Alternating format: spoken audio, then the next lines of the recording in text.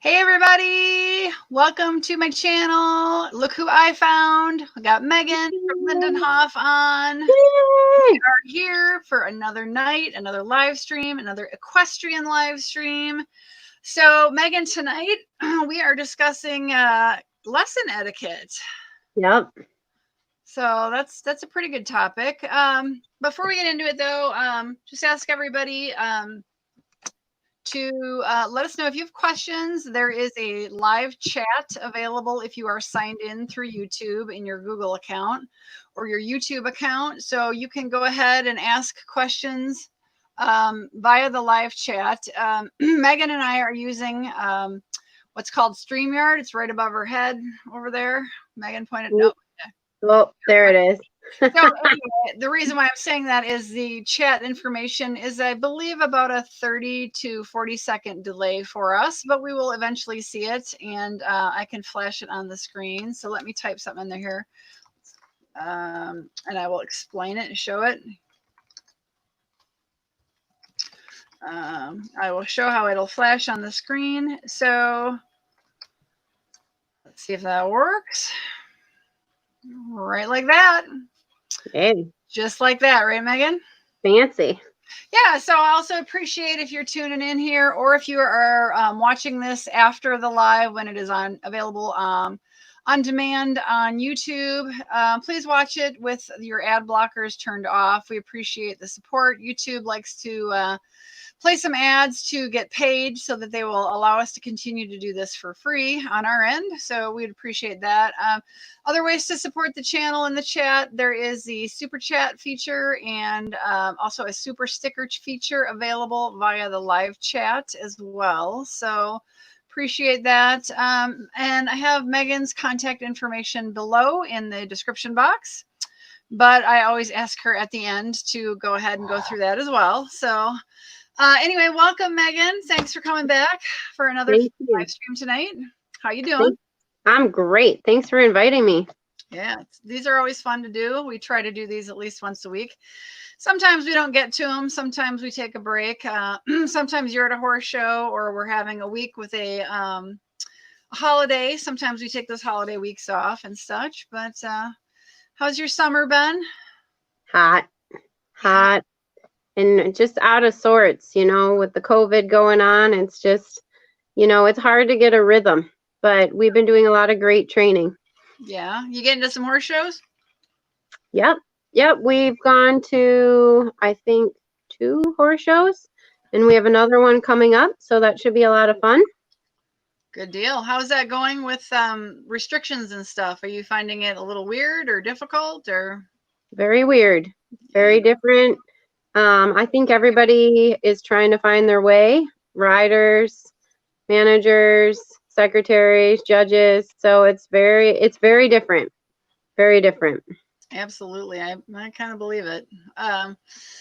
Yeah, I think 2020 is a year of very different. Very different. Yep. Yeah. So anyway, let's get into it. So we're going to talk tonight about lesson etiquette. So let's get into it. What shall we talk about here? All of it.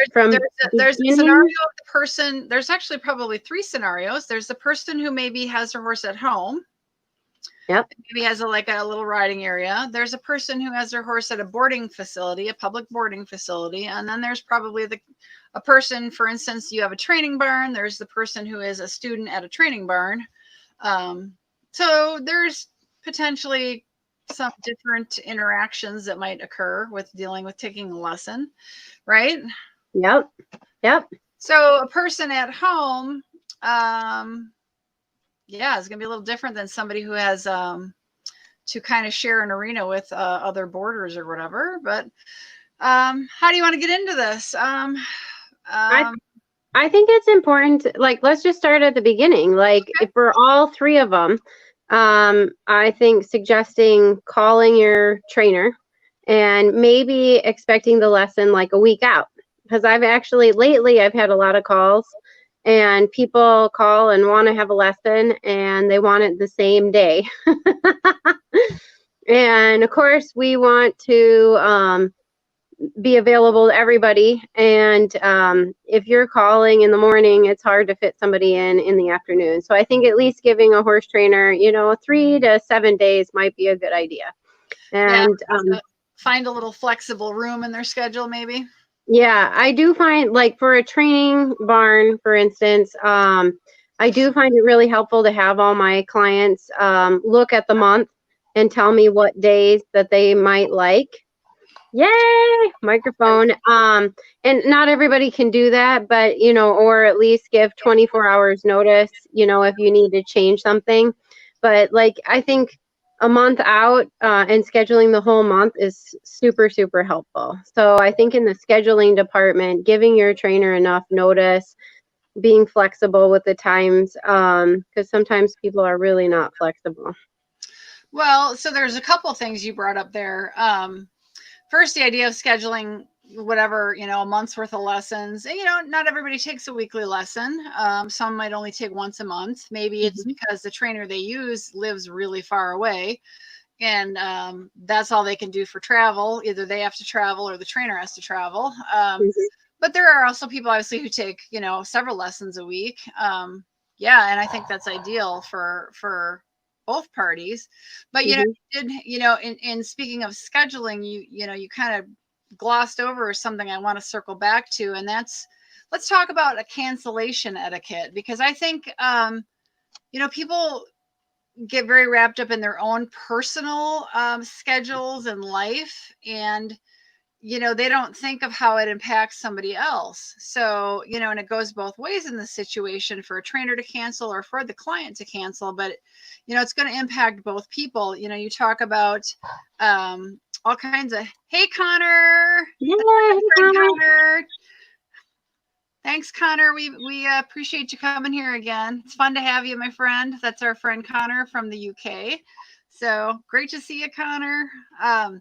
So anyway, you talked about flexibility and schedules, and maybe it's taken a little bit of both parties moving things around in their schedule, and then if somebody has to cancel, so what really is considered professional etiquette? I mean, you kind of, I think, touched on it, but we went through it so fast. I thought we should call that out. Sure. For myself, it's in the barn. It's up. It's laminated, so everyone knows. I ask for 24 hours notice. And if I don't get 24 hours notice, like it's non-emergency, I still ask for full payment, because that is a time that I have blocked aside for you. And without 24 hours notice, maybe even I might need longer, it's hard to fill. And I've reserved that spot for you. And then if I have to cancel, I do likewise. I try to always give 24 hours notice to change. Sometimes that happens. Actually, I'm a one-woman show, and so I make a lot of mistakes because I'm not a very good secretary. And so a lot of times I may schedule someone, and for some reason I didn't write it on my calendar. And so what I really appreciate is actually when my clients text me the night before to confirm their lesson, and no, it's not their responsibility. Yes, I should be organized, but it's a lot to manage, training the horses, being the secretary, being the HR, being the marketing director, all of it. So I think, just trying to have an open line of communication on that, but also being respectful, to from both sides, really. Yeah. And it's hard too, because I have people that cancel just because they don't want to come. And I do say, hey, you still need to send me a check. And that's hard too, because then you have to get the money as well. And sometimes people just avoid altogether, or, think that the policy doesn't apply to them. And that's really hard, because that's, an hour slot to pay for grain, hay, whatever. What, you mean you're not rich and you need that money? I do. I do. I need to buy a lot of hay. Mortgage, gotta pay the hay, gotta pay the electric. All of it. Yeah. So that's what I do is a 24-hour cancellation policy. And you'd be surprised how many people try not to pay that. Yeah. Well, yeah. And I think that crosses all industries. You Yep. know, if you're Oh, yeah. taking a professional's time and you have to cancel, that's pretty, And yeah. I'm talking about usually they cancel like an hour before, not not giving me a lot of time to fill that spot. If someone and it's like, oh, I just don't want to come today. I'm talking about that, not like a serious emergency. Right. Someone's someone passed away. I mean, of course, that's terrible. I totally understand that, but usually it's like an hour's notice. That's really frustrating to have a hole in the day, because I could have filled it with someone else. So yeah, that's the cancellation policy. So yeah, I think it's just courtesy. Hmm. And people, I think people are shocked, like you said, when they're expected to pay. But you mentioned at the beginning of this, you can't necessarily find a hole in the day of for somebody for a lesson. And you're the reason you're packing your schedule tight is you've got bills to pay, right? Hmm. Yep. Yep. Mortgage, electric, horse, Insurance. repairs on the fencing, all that good stuff. So yeah, at the end of the day, you got to get your hustle on in order to pay your bills, and they have to respect your time, because I'm assuming that then with proper like 24-hour notice, you're able to say, oh, hey, so and so tried to get a hold of me earlier in the week for a lesson, and you can say, hey, I do have a slot. Yep. Yeah, I usually can fill it if I get 24 hours notice. A lot of times, even in my scheduling, I've given days and times to people, and it's first come, first serve. And a lot of times somebody else gets it and then somebody wants it. And it's like, well, somebody already asked for it. So it Yeah. really is first come, first serve. Yeah. Well, that's like a doctor's office, Yeah. or a hair salon. It's, first person in who to schedule. So Yep. it Exactly. makes sense. And then I guess, should we move on to like showing up? Yeah. Yes. Let's show up to the lesson. That's actually happened too. People have not shown up and then you call and they forget or they just didn't show up. But no, I think, if you have a lesson scheduled, whether you're hauling in to a trainer's barn, let's say yeah, let's start with that. If you're hauling in or you're having a lesson on a school horse at your trainer's barn, I highly recommend showing up 30 to 45 minutes early to tack up the horse. If you're hauling, maybe an hour to let your horse get settled in. And, if your horse needs to be lunged or walked, be ready, 10, 15 minutes before the lesson time. Warm your horse up so that way you and your trainer can work together on it. Unless you need help with the warm up time, then definitely, but be ready to go. I think that's really important. I've had clients that actually show up at their lesson time or 5 minutes to, and so that is their lesson time. And so, in your lesson, so let's say it's a 3 o'clock lesson, your lesson ends at 4, and usually it takes 20 minutes for my working student to tack up a horse. So usually a client, it takes a little bit longer, and that will be your lesson time. I won't go over. Yeah, because presumably, you've got a busy day, so you've got people back to back, horses back to back, either being ridden by yourself or lessons back to back. You can't somebody being late to their lesson and then expecting you to run over makes the next person have to wait, and that just is not acceptable or fair. that and it makes your day even longer. So that it's one thing if you're having a training problem and that you need to continue working on. However, make sure you are on time. I think that's really important. And if it's your own place, I think, and the trainer's coming, have your arena dragged, have your arena watered, have the appropriate equipment on, and be already warmed up and ready to go. Absolutely. If you think about it, when people are like, well, say somebody has a 3 p.m. lesson with you at their own facility, like you said, and you know, if they're just, you're pulling in the driveway at 5 minutes to 3, and they're just tightening the girth and walking in, that cuts into their lesson time for you to wait for them to warm up their horse. But if they are already on their horse, they've been walking for 10 minutes, they're already getting ready, you know, to kind of warm into the trot and the canter when you show up. Like you said, your time can be spent more on the actual training and the lesson versus you sitting there waiting for him or her to warm the horse up. Yep. Yep. So you get more bang for your buck. You do. You do. And the other, unless, like you said, they have a specific problem and they really need your help with something, maybe, you know, in the warm up. And discuss it before, you know, when you schedule the lesson, say, I'm having problems. Could you watch my lunging? Could you watch my warm up? You know, so that way that line of communication is there. I think also the opposite is true too. Don't show up 2 hours early. Especially if it's a training barn. You know, for a trainer, sometimes, you know, there's a lot of people to get through. And so then if you're standing around waiting and talking to the next client, you're making that client late, if there's someone there. So, you know, try to show up, you know, 45 minutes, I think, is a good time. 35 to 45 minutes is good time to tack up, go to the bathroom, make sure your equipment's working, make sure the tack is safe. You know, that's the other thing. Show up with a helmet, boots, appropriate attire. You'd be surprised how many people come in tank tops or jeans. They may be new people. I always try to express, you know, if they're beginners, wear snug clothing, you know, like a polo shirt or a yoga pants if you don't have breeches, gloves.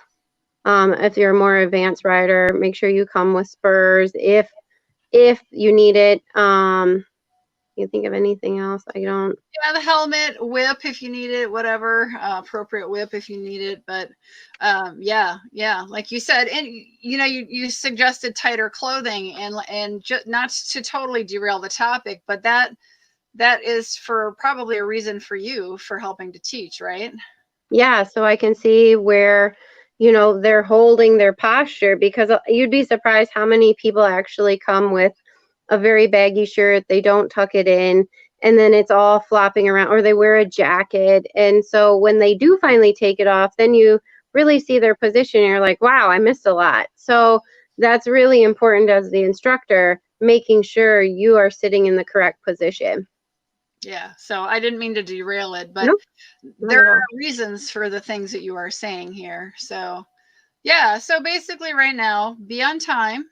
You know, and actually I should circle back around. You talked about, you know, if someone's coming into the barn to take a lesson, maybe on a school horse, not showing up too early. I'm assuming you must have that discussion with your clients when they are expected to be there, how early they are allowed to be there, and when they should not come too early. Do you have that discussion? You know, I don't that much. I just ask that they come 30 to 45 minutes ahead. What about, you know, let's say your afternoon is all lessons, and let's say, again, we'll use that 3 o'clock example of a time. You know, somebody's got a lesson scheduled with you at 3. What would you do? I mean, if they show up at 1:30, you know, you're in the middle of your 1 o'clock lesson, you still have your 2 o'clock lesson, and maybe they're like, well, I just want to hang out and watch. Well, sometimes the client that's at 2 o'clock may feel very uncomfortable and they don't want to be watched. So I would first ask them, and let's say they are not interested in having their lesson watched. We actually have a lounge with a TV and some books and DVDs that they're more than welcome to go to and wait until their time to tack up. Okay. So we have that option. If the rider is comfortable with them watching, I have no problem with them watching the lesson as long as they don't ask me questions. It's really distracting when they ask questions, and also I want to stay focused on the student that's paying for that hour.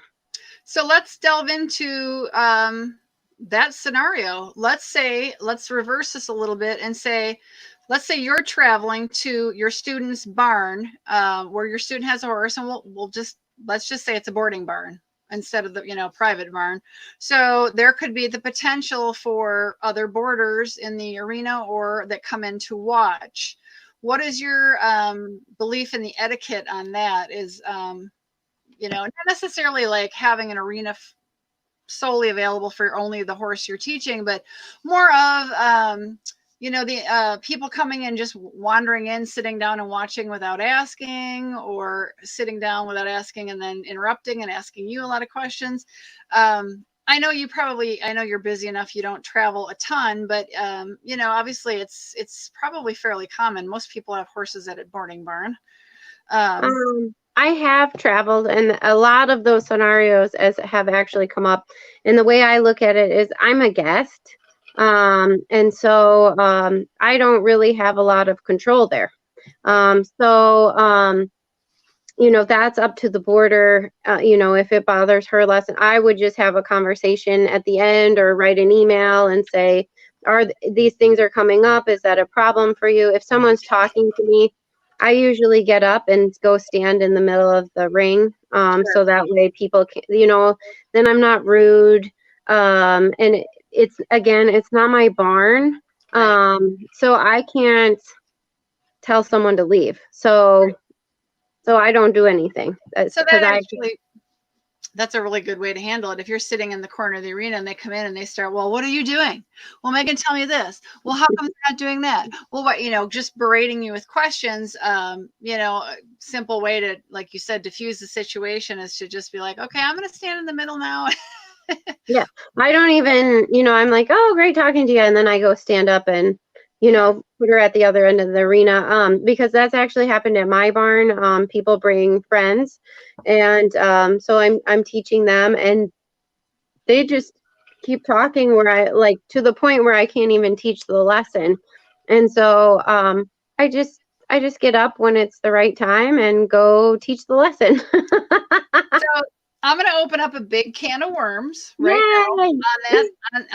On that, and put you on the spot. In the realm of the being interrupted and people in the lesson on the sidelines, friends, or let's talk about, here's your can of worms, Megan, parents watching their child's lesson. And that can either go one way or another way. And I've seen it all. You can have a very polite parent who sits there quietly, and then you can have one that it's like a backseat driver. Yeah, I've had both. Listen to Megan. You need to do what she's saying. So that's probably not entirely uncommon. So no, and actually, I even had I had a 65-year-old mother come with her 30-year-old daughter interrupt the lesson. And so usually what I do with the children most of the time is they are on the lunge line, and I'm fortunate I have a large arena, and I usually lunge them down by the mirrors. And so the arena? Yeah, there's about 150 feet worth of distance. Mothers do get up and walk down to the other end, and if they are still talking, I tell them they're not allowed in my arena and they need to go sit down for safety, which is true. Because I don't want to be, not only do I have to watch the child, I have to watch the horse I'm lunging. I cannot focus on a mother walking around randomly. I mean, my horses are very good, however, they're still horses. So that's my first tactic, is I usually use that one as I just get up and go to the other end. I have asked parents, I first start with, your child is better when you're not around. They're acting out, and so maybe you could leave. I have had that conversation. However, in the current scheme of things, sometimes now I don't like having parents leave. I've actually had children I had a child actually start crying in the middle of her lesson, and the parents had dropped her off, and for the first time in my life, I was like, oh my gosh. And there are those children that are devious, and I had that feeling she was a bit devious. And so I immediately had my working student come down, so I was not alone. I also now have cameras in my arena, because I think you have to protect yourself as well. So on one hand, I really don't like the parents at the lessons, because the children really do show off and they don't really listen. They're focused on the parent the whole time. And a lot of times they're like, Mom, what do you think? When you're trying to keep the child focused, which is really hard. A 45-minute lesson for a 5 to 10-year-old child, that's a long time to have them focus. So, and then also with the parents, I try to be professional, but sometimes you just have to say, this is my arena and I'm the coach, in a nice way. And if they still don't do it, then it may not be a good working relationship, because I have to be the one in charge of the lesson. I think that's really important for people to understand, is the coach is the one, you're hiring the coach or the trainer to teach this lesson. And so you need to give up that, whatever, insecurity, control, whatever you want to call it. You have to trust the coach to do a good job. Absolutely. So was that a can of worms? No, I mean, it's just, those parents know. I mean, all parents know. They know when they're helicoptering. They know. I mean, I've had many of those conversations, and you just have to kick them out. Sorry. Yep, you got a lounge, right? We have a lounge. And like I said, the kids are great when the parents aren't there. I'm sorry, parents, but it's true. They're so much better. Get that. I think they do. But then, like I said, on the flip side, I don't really want to be alone with kids anymore. So yeah, that gets into we've touched on the safe sport in other previous live streams as well, and that's so unfortunate, but very true, very true. So let's delve down the safe sport rabbit hole of etiquette in lessons, and with safe sport in mind. The whole idea behind safe sport is, child safety from predation and all that. So, do you have a conversation with the kid as far as,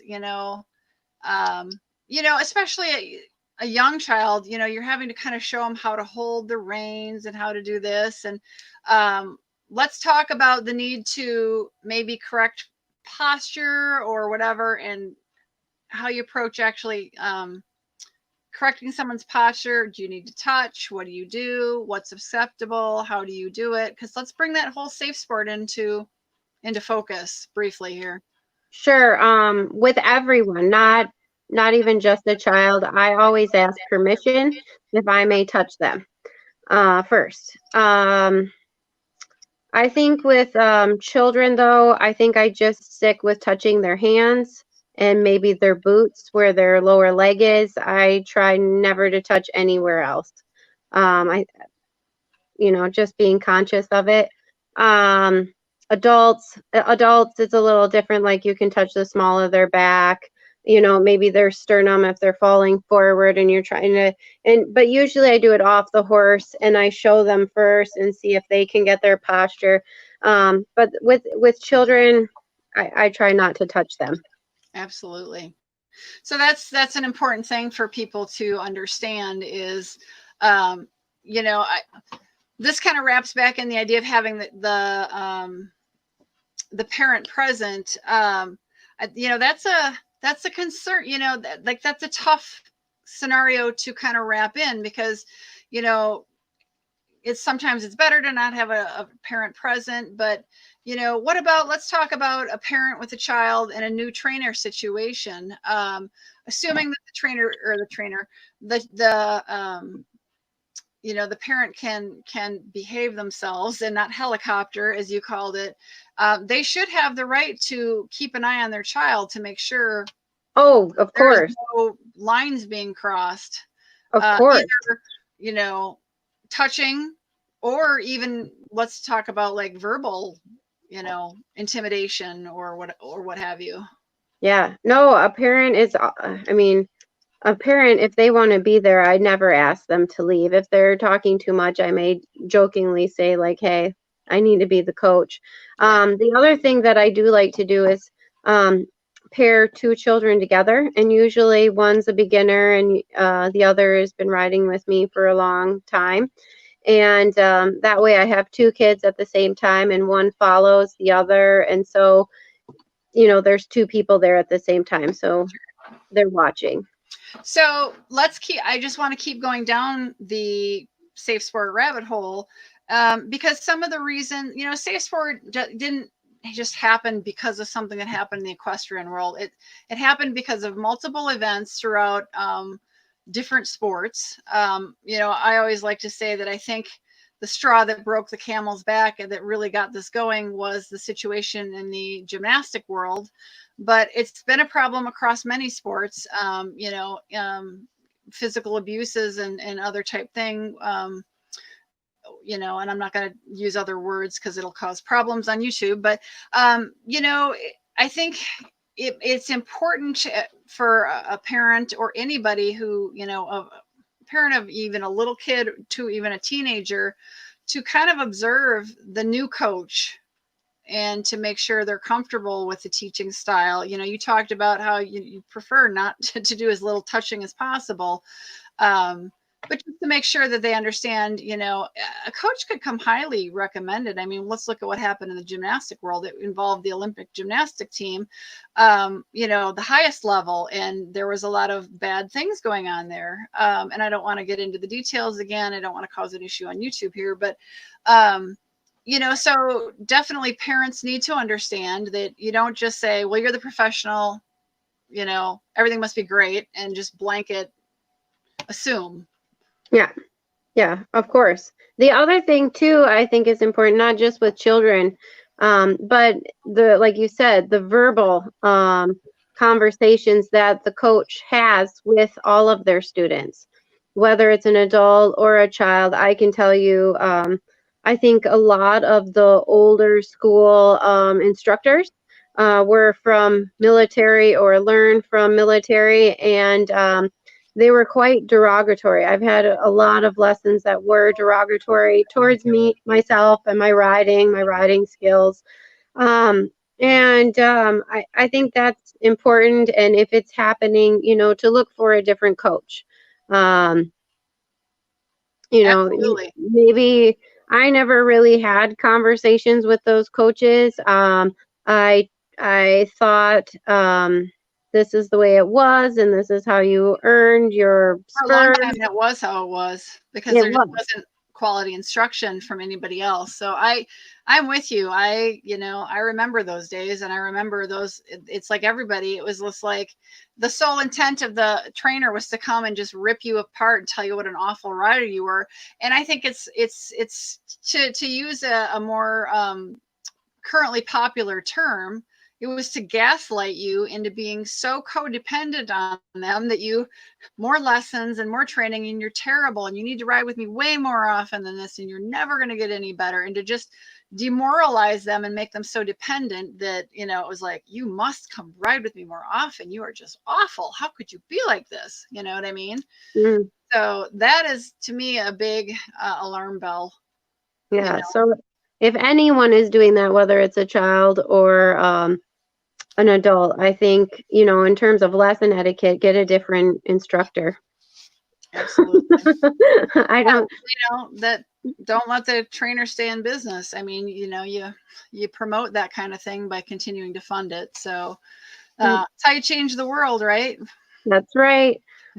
That's right. So, All but right. it's important. It really is important, because I've seen it across, and I'm not just talking about dressage. I've seen it in every sport that I've followed in the equestrian, and by every sport, I mean every discipline in the equestrian world. I've seen a whole lot of, I have friends that ride completely different disciplines, saddle seat, or they're jumping or whatever. And you just see it across all levels. So I think it's pretty prevalent.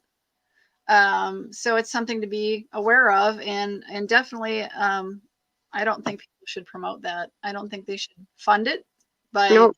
continuing to go back, because there are so many people out there now who are educated and quality, good riding instructors. Oh yeah, for sure.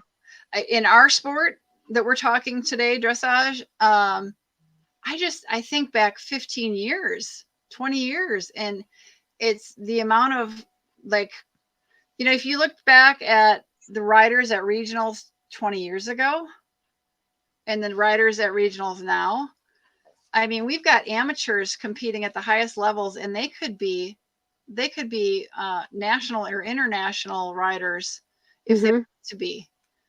They're not professionals. They still have their adult amateur cards. And that speaks to the quality of the instruction behind them. Speaks to the fact that we have more quality instructors. It used to be impossible to find somebody to teach dressage. 30 years ago, I think you would have to travel to, a bigger city to find, now you can find them in some of the smaller areas, the more rural areas, or maybe not have to drive quite as far. Yeah, for sure. I think I would agree. Back to, I guess it would be 25 to 30 years ago. And the closest licensed judges were a good hour and a half to 2 hours away. And they were really the only people who, in my area, really were, qualified 30 years ago.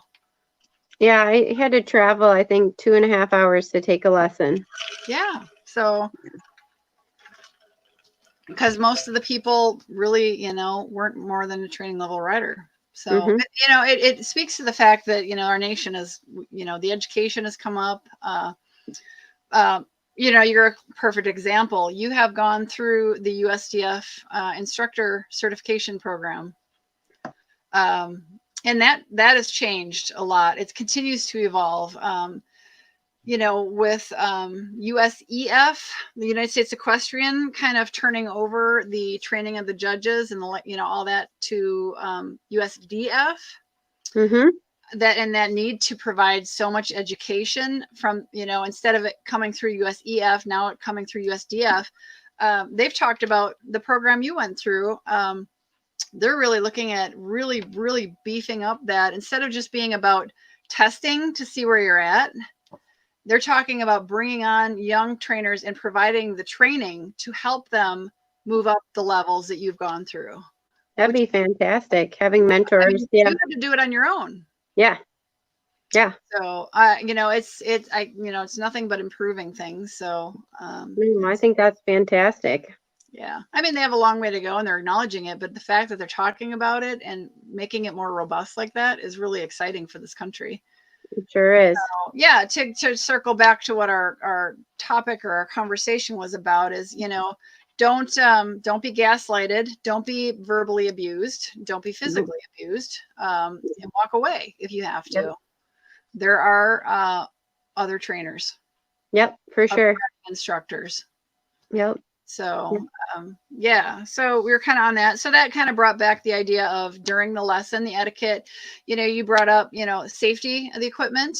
You mentioned horses equipment, making sure that's thoroughly, been inspected. The rider's equipment, the helmet, the gloves, the boots. Do you want to kind of maybe go into that a little bit more?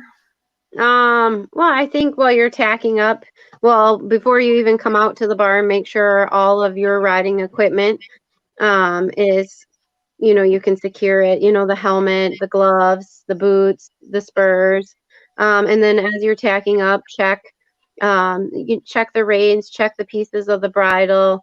As you're putting on the saddle, make sure the billets are secure, that the girth is solid. And then, of course, when you come down for the lesson, that the trainer checks it. I think that's super important, that the trainer just glosses over and makes sure that everything fits properly. And then I think that first 5 minutes are really important. A lot of times people think it's not, because, I always ask, what's going on? Tell me the latest news. Give me all the gossip, right? That's what I tell or ask all of my students. But really what I'm I'm asking is, how are you today?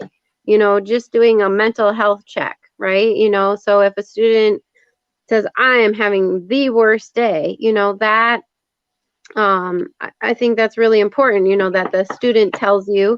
Also, if let's say the horse is not in training with me, I've gone to somebody's barn or someone's hauling in, that is the time for the student to tell the trainer, oh, he's been off for a week. Oh, the shoe is finally back on after a week and a half of it being off and he's been on hard ground. You know, just, oh, he came up with a hematoma, you know, that I've been sick for the last 3 weeks. You know, in those first 5 minutes, it's really important to check in. How's your day, first of all, and then what's been going on since the last lesson if you're not in training. And so, because that's where, for me anyway, that's how the lesson starts. You know, that's how I plan. Like, if they're having a bad day, I'm not going to give them a hard lesson. I'm not going to bring anything new into the lesson. If the horse has been off for let's say a month because he's had hives, I'm not going to do something hard because he's probably physically not ready to do it. And don't, you know, as a student, don't bring it up after, you know, 45 minutes. Oh, this isn't going well because he's been off for a month, you know, like, oh, Yeah. because then the lesson plan could have been totally different to set the horse or you, the rider, up for success. So those first 5 minutes, I think, are super important. And then, you know, for etiquette, definitely tell your instructor what's been going on. And then in the middle of the lesson, you know, after the first, Right? I mean, if you're concerned, maybe the horse is a little bit uneven, tell yeah, the trainer and you guys can look at it together. put it on the lunge first. Yeah, of course. Have the trainer look and just make sure the horse is sound. Yeah, I think that's super important. Oh, and if it is, let's say a school horse, and there's like lumps, let's say they have a new rash, you know, the girth is irritating them. It's summer right now. Maybe there's a hive under the saddle pad. Oh my God, bring it to the trainer's attention, right away. Because if it's a hive under there, that may irritate the horse and maybe you shouldn't be riding it. Or if there's a huge cut under the boot, you know, like, tell them immediately. Because those are things, you know, maybe the staff, maybe the trainer is going to miss when they didn't tack up the horse. So definitely.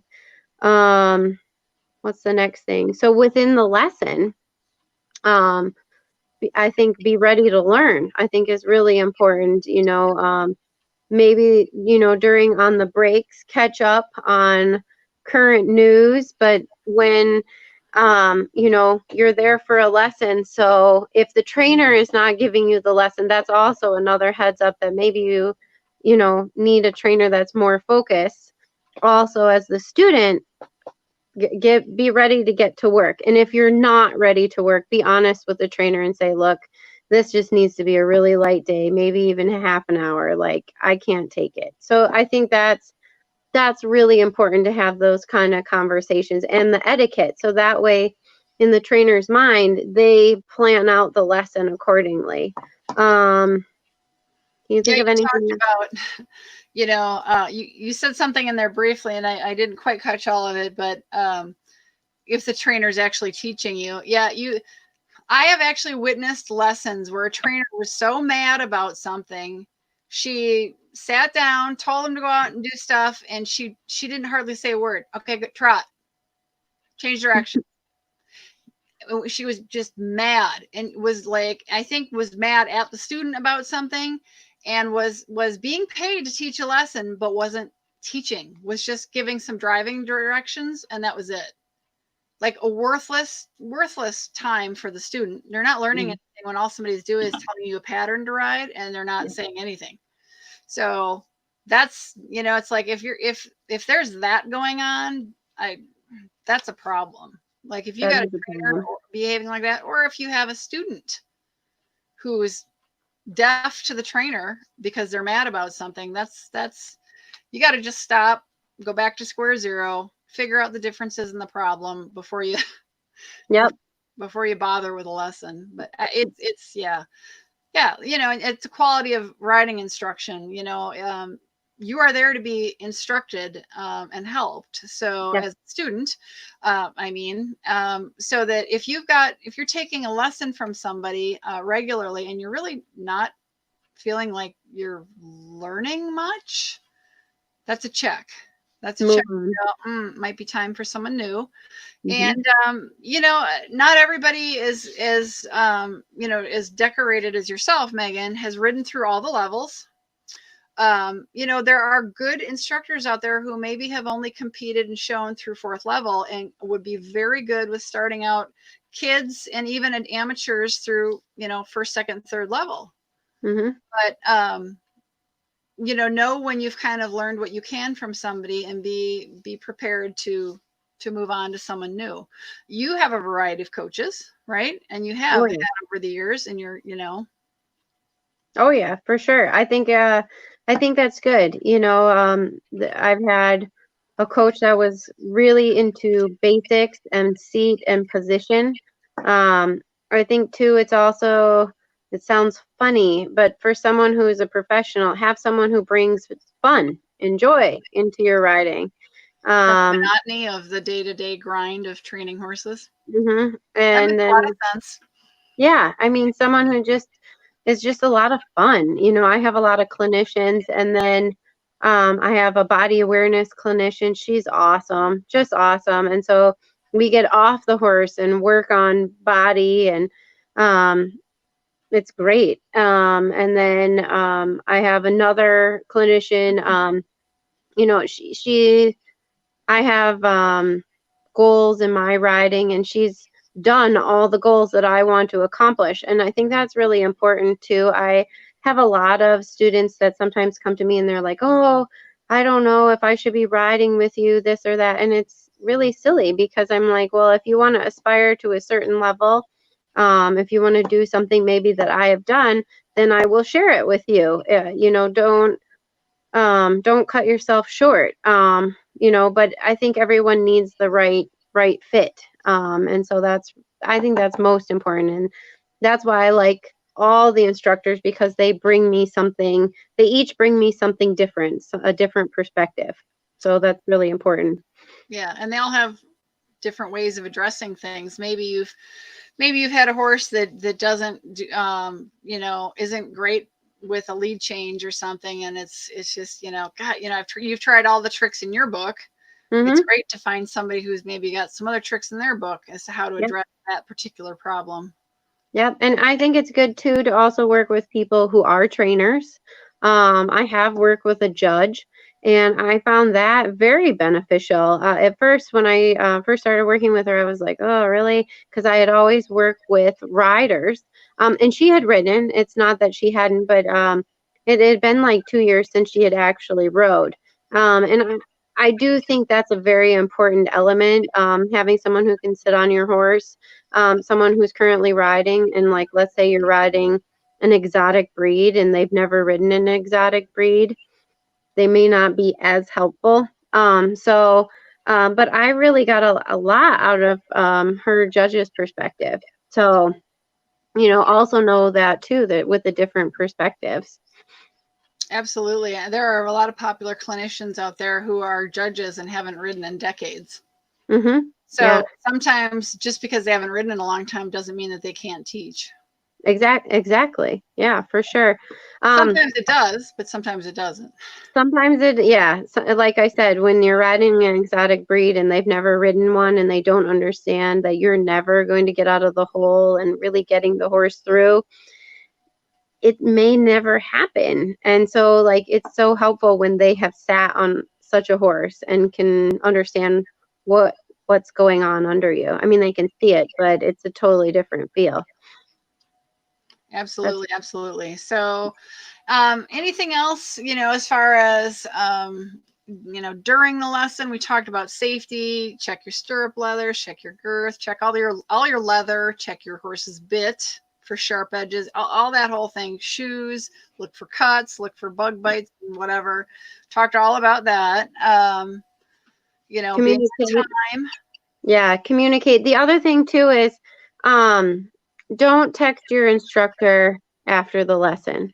If you have information, talk to them right then and there. I had a client send me, I think, 170 text messages. They found a new book and were sending me excerpts, and I got in one night 175 text messages with pictures included. Don't do that. Don't ever do that. Bring the book to the lesson. And if you have issues with scheduling and problems, don't text them at 1, 2, 3, 5 o'clock in the morning. And when they respond and say no, say okay. Don't argue. And just bring it up in the middle of the lesson. Have a face-to-face. I get text messages a lot.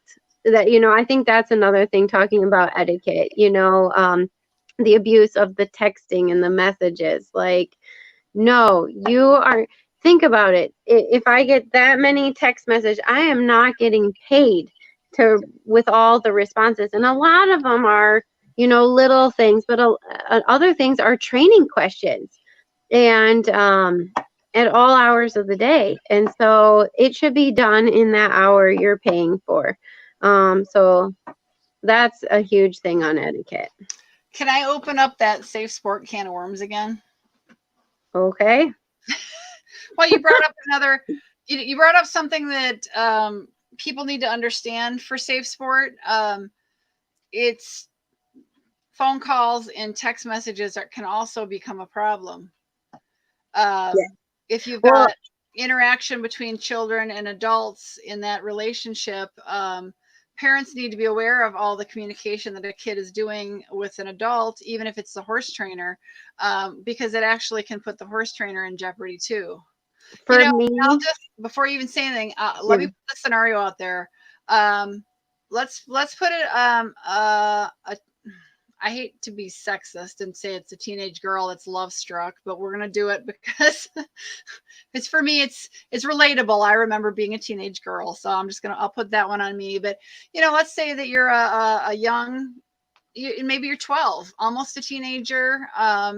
You always idolize generally somebody older than you. You have a crush on somebody older, and if their trainer is a man, you could end up with a young preteen or teenager who's got a serious, like, stars and love, hearts in her eyes, and is love struck by her riding instructor, and that can actually be the cause of the end of somebody's career in this profession, due to safe sport. If you've got a young kid, either a little boy or a little girl, or a teenage boy or girl, who starts kind of crossing the line in the texting, that is how unfortunately things really get nasty in the world of safe sport. And it's terrible to put a professional in that position if it's coming from that direction. But parents need to understand that it can also go inappropriately the other direction as well. So children really should be encouraged to not be texting their trainers and calling their trainers. That kind of communication needs to come through the adult, the family, the parent, the guardian, because it puts you, Megan, at risk if you've got teenagers texting you. Yeah, Anybody that's not considered a legal adult shouldn't be really. I mean, in order to truly keep you safe as a professional, or vice versa, that communication needs to happen through the parent. And I don't mean to like throw this out there, like, it's just something that I've gone to several years now, USDF's annual convention, and when Safe Sport really rolled out, we've had hours and hours of discussions at convention on this, because it is so important.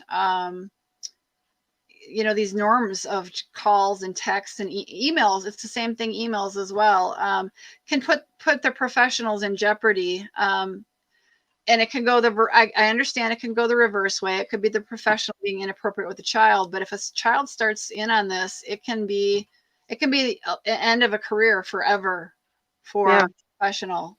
That would be devastating. For me, I only communicate through the parents. scheduling lessons. If there are any issues that come up, I speak with the parents, and then they can speak with their children, or if they want me to, but we're all there together. And if I do have their text, I text the parent and the child. I don't do any individual texting. That's excellent because, young professionals need to understand this. Safe sport is very new, and obviously, everybody's learning on this, but, it's devastating for somebody who spent their entire lifetime learning this sport to be able to be a professional, to have something like that was maybe not at all their interest at all, but to get sucked into something like that, and it can happen very quickly.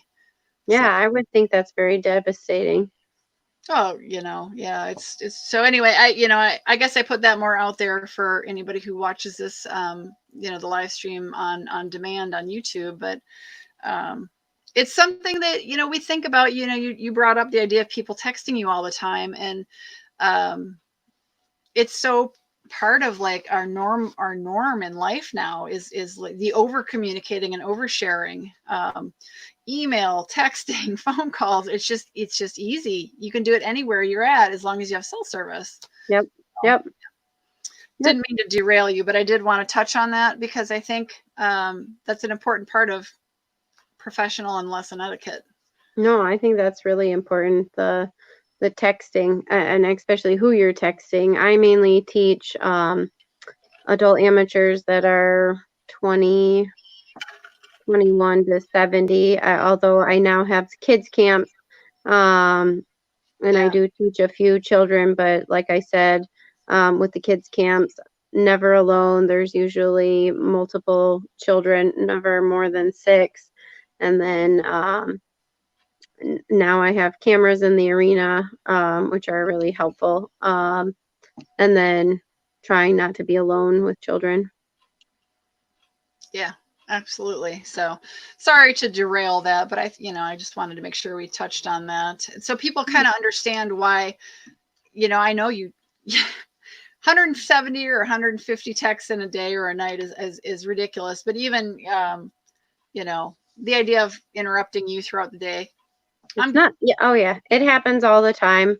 Yeah, but then going back to the lesson, right? I think we talked through during the lesson, now after the lesson, which is a part of it, the texting, but taking care of the school horse. This is a big one. I've had a ton of people that throw it, they just throw the tack back in the locker. They don't even wipe it down. The horse may be wet.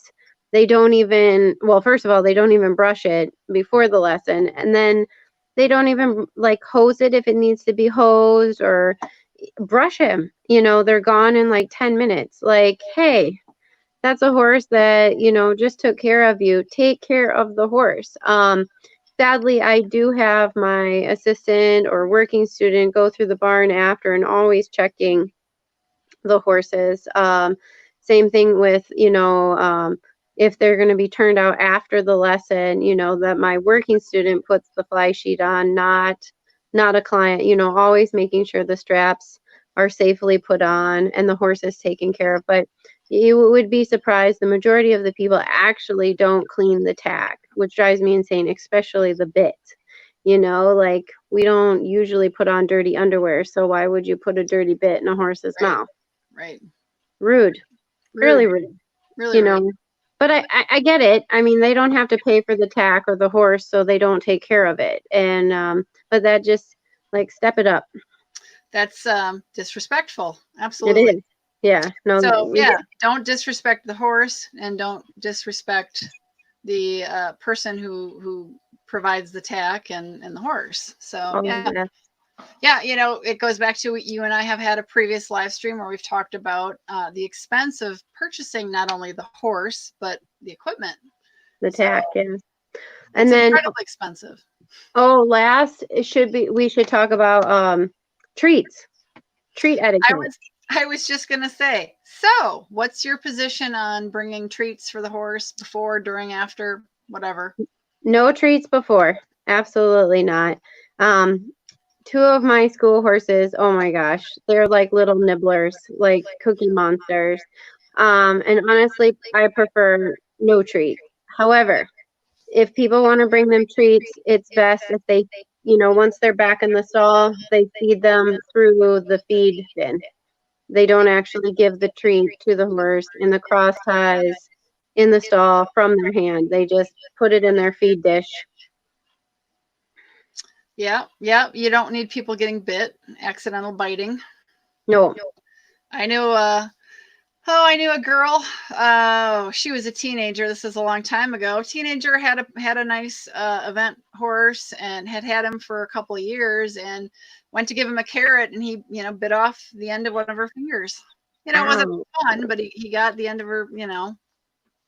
Ouch. So they've got big teeth. So Mm. yeah, if it's okay to give treats, it's best to put them in the feed buckets. Yeah, Absolutely. sure. So yeah, that's a good one. So they should clean their tack. I'm just curious, do you provide tack cleaning supplies? Like, do. You do? Yeah, it's in our tack rooms. Then we got a tack hook, clean the bridle, clean the saddle, the girth, everything. There's rags. And we have two buckets, one for the bit and one for the tack. So it's all there.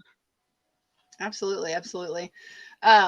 So I'm curious, kind of on that discussion, do you ever ask people to kind of help bring in supplies?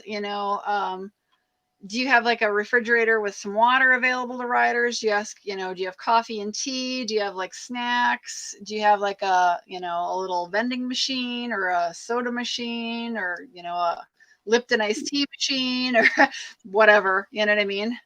No. Think about it. This is a perfect example. It's July. It's summer in North America here. It's been hot this year. Yep.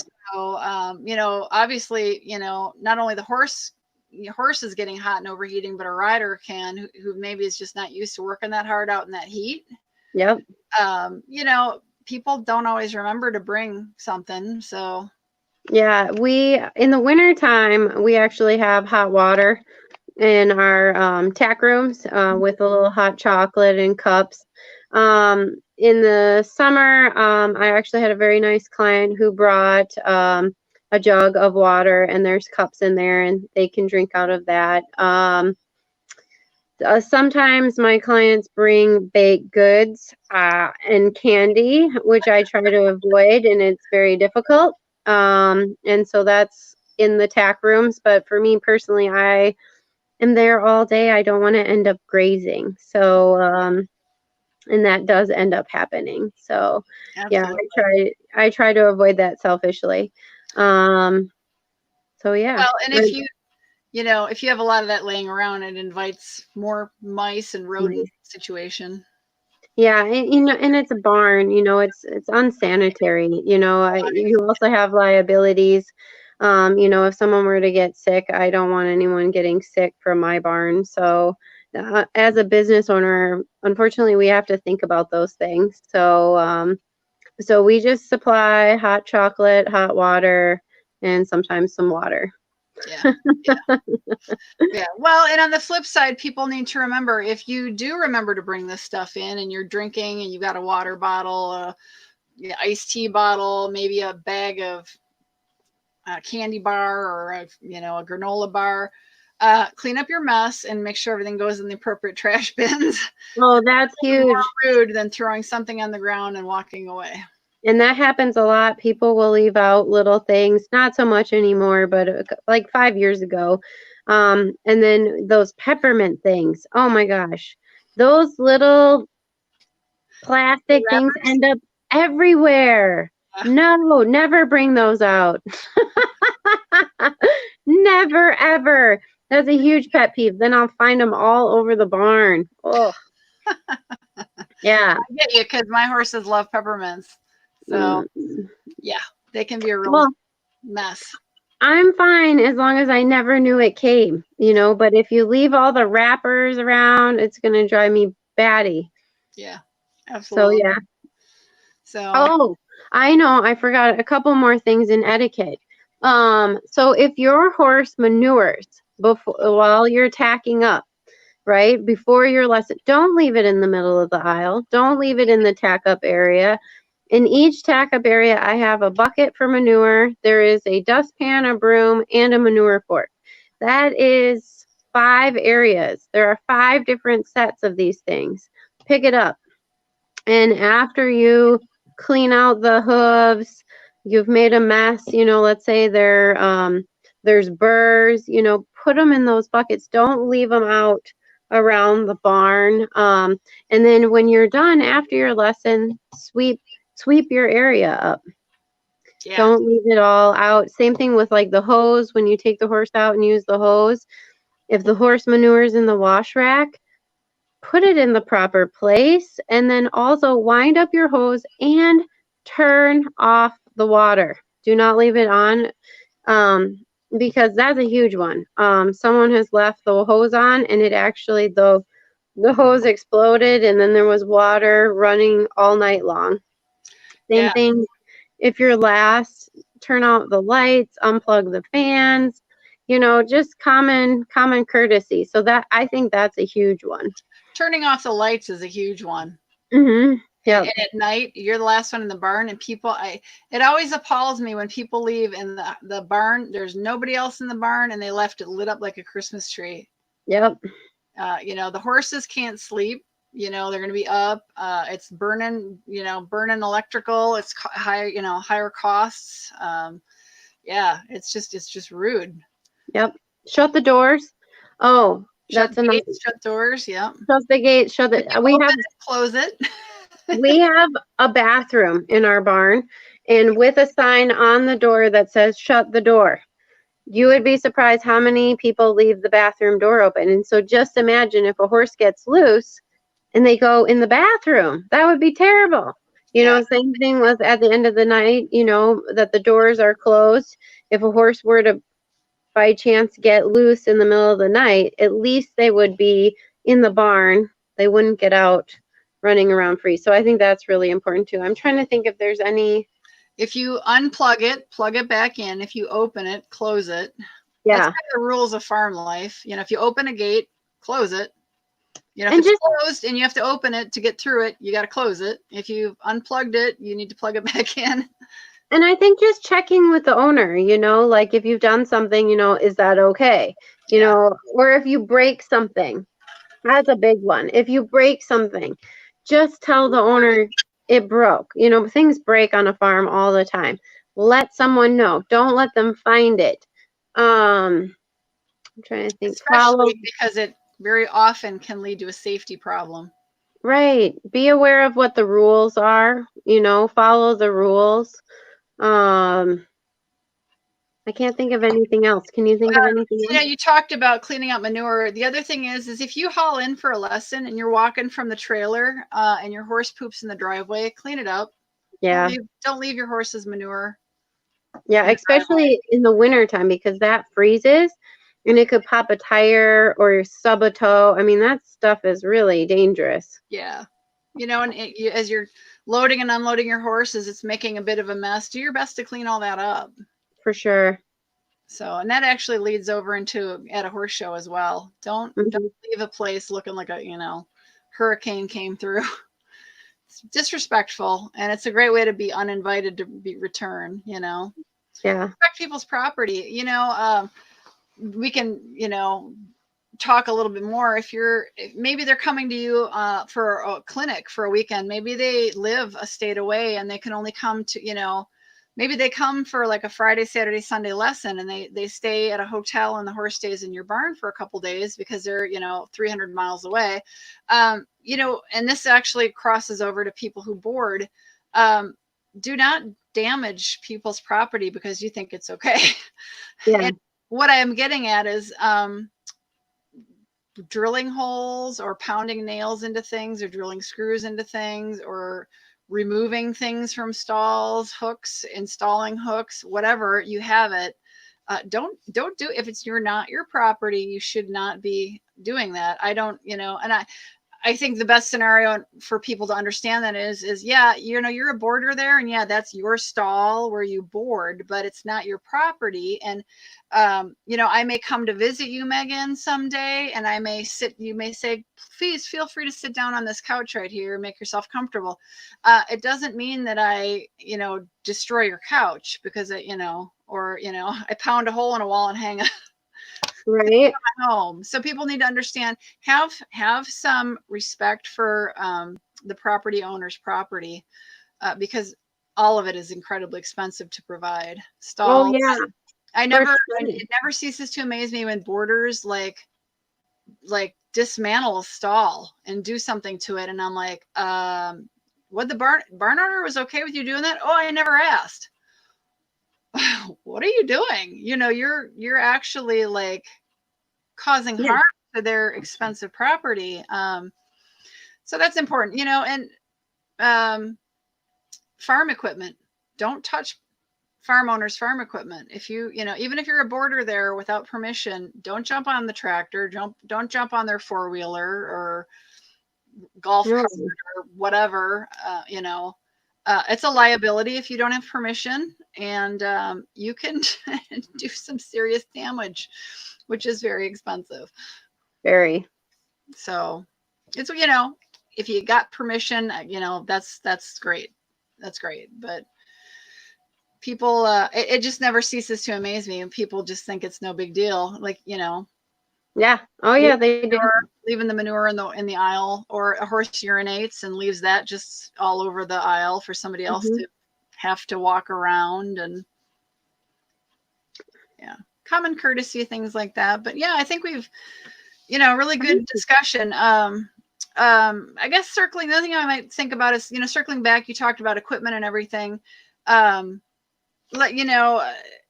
I guess the other etiquette would be like, if you want to work on something very specific, such as like a lunging situation, you mentioned to let, you as the instructor know, but also, the instructor is going to come there assuming that you have lunging equipment. So if you don't, that's a discussion that you need to have with the instructor, because Megan, you probably could provide it.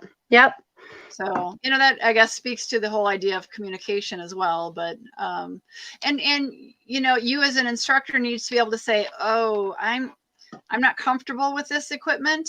For whatever reason, it could be maybe the equipment is looking a little unsafe. Maybe it's something that you are uncomfortable using because it's not something you deem as maybe kind or whatever. So, people need to be open to that. So again, the communication, let the instructor know ahead of time. If you have a certain thing you want to work on, let them know. Yep. Yeah. Communication is always, it seems like in every situation, it always comes down to good quality two-way communication. Yep. On both sides. Yep.